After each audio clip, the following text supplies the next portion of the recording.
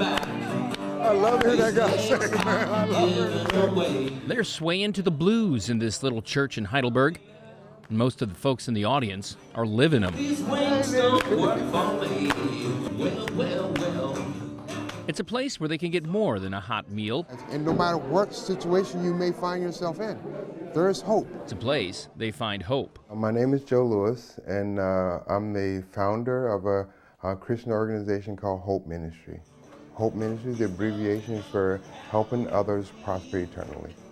And our goal is to reach the hurting people of this community. We're bringing the Shema, and I want these people to realize that Christ is not that tradition that you've heard or seen in the church. You're talking about a God of love, show me love. Joe has figured that out. Showing love. Hope Ministries has 2 showcase events each year, a Gospel Fest in September and their annual Christmas dinner. Ladies first. This year they fed more than 140 of Heidelberg's homeless, but he doesn't do it alone. We do have a lot of friends in the military community, a lot of friends. The Heidelberg Catholic Teens Group at Patrick Henry Village have been serving Christmas dinner for 4 years. This long underwear we can just keep in this bag. And collecting clothes for 5. This interaction with young adults and kids allows Joe to share stories of hope.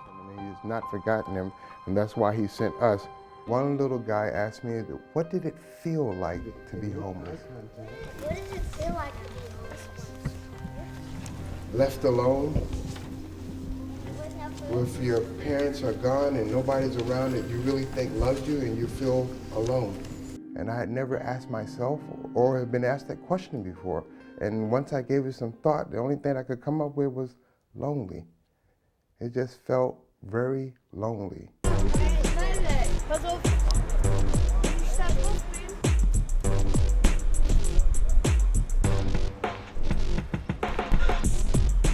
I was a heroin addict myself, living on the streets of Frankfurt. I lived on the streets there in Frankfurt for about 8 months. Actually, my drug problem started in the military. He got out of the Army in 1981 and returned to Frankfurt to be with his daughter. Within 15 months, he was on the streets. Right down the street here is Cafe Fix. Cafe Fix is a facility where we were allowed to go. It allowed me to get away from that hustle of the streets and trying to find my next fix. It was his refuge, but his addiction took its toll, and Joe soon found himself hopeless. And I found myself waking up in Cafe Fix, covered from head to toe in mud. And I could see a reflection of myself. And that reflection, I didn't like the picture at all. It was long hair. I hadn't washed myself in days, maybe even weeks. I had on a t-shirt with holes all over it, blood stains on the jeans that I had on because of the injections of doing heroin. And I heard this voice, tell me, I need you to get cleaned up. I have something for you to do. His last trip to Cafe Fix was to ask for help, and that was 19 years ago. Today, he's back on the streets in Heidelberg.